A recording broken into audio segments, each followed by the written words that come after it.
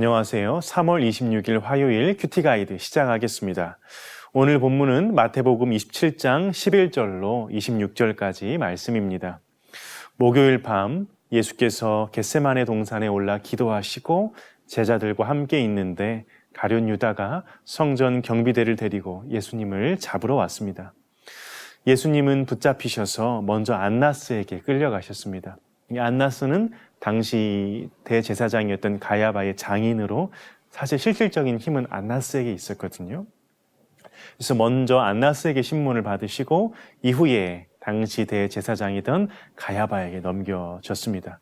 이 과정에서 이제 베드로가 예수님을 3번 부인하죠. 금요일 새벽 가야바가 빌라도 앞에 예수님을 고발합니다. 당시 로마의 지배 아래에 있던 이스라엘에게 사형권은 없었습니다. 사형권은 로마의 총독이 가지고 있었기 때문에 예수님을 이제 고발을 하는 거죠. 로마 법에 따르면 종교적인 문제로는 사형을 주지 않았습니다. 그렇게 유대 종교 지도자들은 예수님이 이제 유대 왕 행세를 하는 이 로마 황제에 반역하는 반역자라고 정치범으로 예수님을 고발합니다.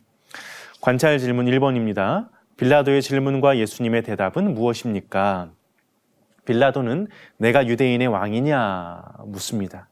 유대인의 왕이라는 호칭은 사실 이 메시아를 염두에 두고 있는 표현이거든요. 그래서 앞서 대제사장이 예수님을 신문할 때 내가 하나님의 아들 그리스도냐 물었는데 어찌 보면 대제사장이나 빌라도나 지금 예수님이 구약 성경에서 말하는 오리라한 메시아냐 이걸 묻고 있는 겁니다.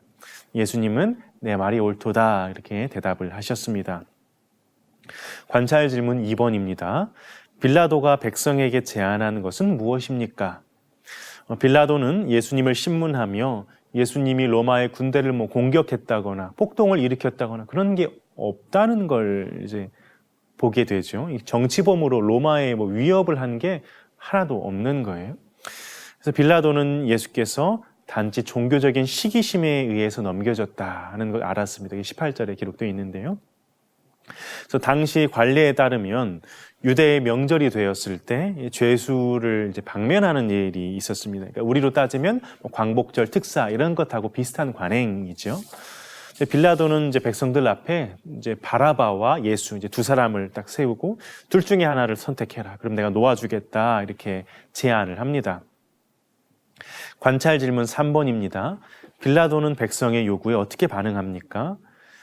바라바는 정말 로마에 반역했던 사람입니다. 밀란을 일으켰고 이 황제에 반역했던 반역자요 정치범이었습니다. 예수님은 그런 일이 없죠. 그건 유대인들도 다 압니다. 그럼에도 이제 예수님이 정치범으로 몰려서 이렇게 고발을 당한 거잖아요.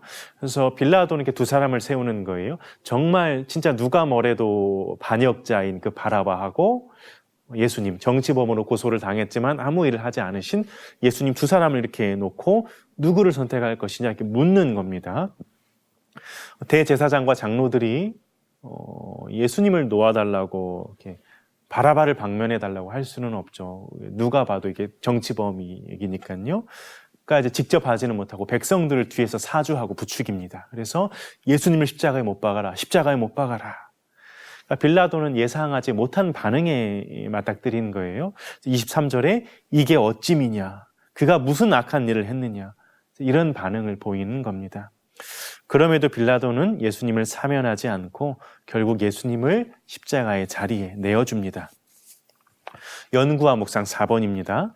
빌라도는 예수님께 죄가 없다는 걸 알았음에도 십자가에 못 박히게 넘겨준 이유가 무엇인지 묵상해 봅시다. 힘을 가진 자는 역설적으로 가장 힘에 약하거든요. 그래서 빌라도는 진리에 대해서는 관심이 없습니다. 예수가 죄가 없다는 건 알았지만 그렇다고 저들이 밀란을 일으킬 정도로 달려드니까 그래서 자신의 이 정치적인 피해를 입을 수도 있다는 계산이 서니까 그 소신과 양심을 다 내려놓은 겁니다. 빌라도는 세상적으로 또 정치적으로 보면 옳은 판단을 한 겁니다. 세상은 그렇거든요. 정치적인 술수와 책략 속에 자신의 이익 앞에서는 적당한 타협을 하고 협상을 하며 그 속에 내 진리와 양심 따위는 팔아버리는 그런 곳이 세상입니다. 세상 나라는 진리와 진실에는 관심이 없습니다. 그저 나에게 이익이 된다면 무엇이라도 하는, 영혼이라도 파는 그런 것이 세상이요, 세속 권력의 실상이요, 또 한계입니다. 그래서 무죄를 확신하면서도 그 진실과 양심을 배반하고 십자가에 넘겨준 빌라도는 그것을 가장 잘 보여주는 한 실례입니다. 마지막 적용 5번입니다. 나도 옳은 일임에도 강요나 분위기에 휩쓸려 행하지 않은 때가 있습니까? 어떠한 순간에라도 옳은 것을 선택하기 위해 결단해야 할 것은 무엇인지 생각해 봅시다. 야고보 사도는 야고보서 1장에서 성도를 진리의 말씀으로 태어난 사람이라 정의합니다. 진리의 말씀으로 태어난 사람, 그게 성도의 정체성입니다. 우리는 이 진리 안에 굳게 서야 합니다. 기독교는 결코 다른 사람들보다 조금 더 고상하게 살고자, 도덕적으로 살려고 이런 걸 말하는 종교가 아닙니다. 기독교는 생명과 연결되어 있는, 우리를 생명으로 이끌어가는 종교입니다. 진리 되신 예수 그리스도를 만나는 것, 그리고 그 진리에 굳게 서서 좌로나 우로나 흔들리지 않는 것, 세상의 소리, 이익 이런 것 말고 그 진리 위에 서는 것, 그게 성도가 살아내야 할 모습입니다. 나는 예수 그리스도를 이용하는 자입니까? 아니면 예수 그리스도를 위해서 나를 내어드리는 자입니까?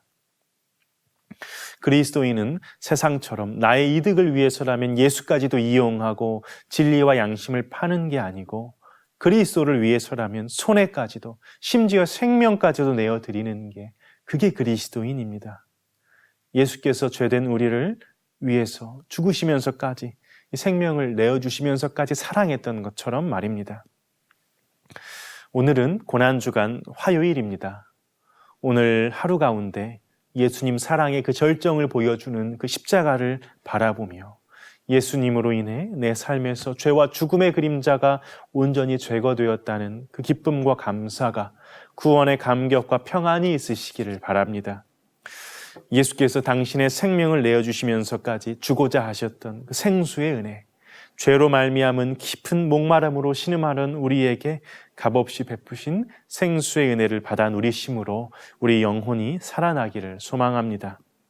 그리고 이제 나도 그리스도를 위해 살겠노라고, 내 안에 사느니 예수 그리스도시니 나의 죽음도 유익하노라고, 사나 죽으나 나는 당신의 것이라고, 나는 죽고 예수로 살겠노라고 입술과 마음으로 고백하는 오늘 하루가 되시기를 주님의 이름으로 축복합니다.